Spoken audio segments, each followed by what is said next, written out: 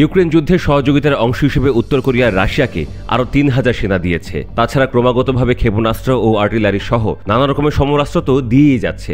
ইউক্রেনে রাশিয়ার আগ্রাসনের পর থেকে উত্তর কোরিয়ার সাথে পুরনো বন্ধুত্ব আরও নিবিড় হয়েছে, এমনটাই দাবি করছে দক্ষিণ কোরিয়া। এ বিষয়ে রাশিয়া বা উত্তর কোরিয়া এখনও পর্যন্ত কিছুই বলেনি।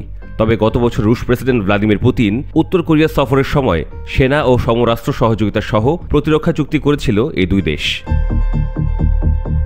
সিউল বলছে, আগের ধাপে পিয়ংইয়ং 11,000 সেনা দিয়ে মস্কোকে সহযোগিতা করেছিল, যাদের মধ্যে 4,000 হতাহত হয়েছে। যেসব সমরাস্ত্র দিয়ে উত্তর কোরিয়া সহযোগিতা করছে সেগুলো মূলত স্বয়ংক্রিয়ভাবে গুলি ছুড়তে সক্ষম 170 মিলিমিটার বন্দুক এবং একসাথে একাধিক রকেট ছুড়তে পারে এরকম 240 মিলিমিটার লঞ্চার। এগুলোর পরিমাণ 220 ইউনিট। উল্লেখযোগ্য সংখ্যক স্বল্পপাল্লার ব্যালিস্টিক ক্ষেপণাস্ত্র দিয়েছে উত্তর কোরিয়া। সিউলের আশঙ্কা, ইউক্রেনে রুশ আগ্রাসন বাড়লে এই সমস্ত সমরাস্ত্রের পরিমাণ ও ধরন বাড়তে পারে। বিশ্লেষকদের মতে এই সহযোগিতার মাধ্যমে পারমাণবিক শক্তিধর উত্তর কোরিয়া তার অস্ত্র ও সরঞ্জামগুলোর কার্যকারিতা যাচাই করে নিচ্ছে এবং এগুলো সফল হলে পরবর্তীতে রাশিয়ার কাছে বিক্রিও করতে পারে। গত বৃহস্পতিবার উত্তর কোরিয়ার রাষ্ট্রীয় বার্তা সংস্থা KCNA তার এক প্রতিবেদনে জানায়, উত্তর কোরিয়া নিজে 2 রকম ড্রোন তৈরি করছে, এক আত্মঘাতী, 2 নজরদারি ও গোয়েন্দাগিরি সক্ষমতা সম্পন্ন।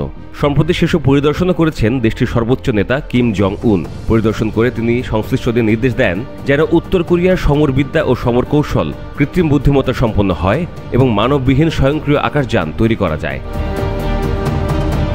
উত্তর কোরিয়া দাবি করছে, এই ড্রোনগুলো স্থলে ও জলে শত্রুপক্ষের গতিবিধি নজরে রাখা সহ লক্ষ্যবস্তু শনাক্ত করে আক্রমণ করতে পারে এবং নিবেদিতভাবে আক্রমণের সময় নানান কৌশল বাতলে সে লক্ষ্যবস্তুতে আঘাত হানতে ছুটে যাবে। 2টি ড্রোনই সর্বশেষ প্রযুক্তির কৃত্রিম বুদ্ধিমত্তা দিয়ে তৈরি বলেও দাবি করছে উত্তর কোরিয়া।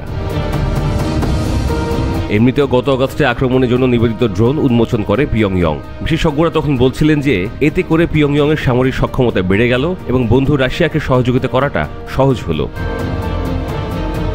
গত বছর পিয়ংইয়ং দাবি করেছিল তার সীমানায় সিউল ড্রোন পাঠিয়েছিল। এই দাবি সম্পূর্ণ নাকচ করে সিউল। উত্তর কোরিয়াও 2022 সালে ড্রোন পাঠিয়েছিল দক্ষিণ কোরিয়ার সীমানায়, কিন্তু সিউলের সেনারা সেটিকে ধ্বংস করতে পারেনি।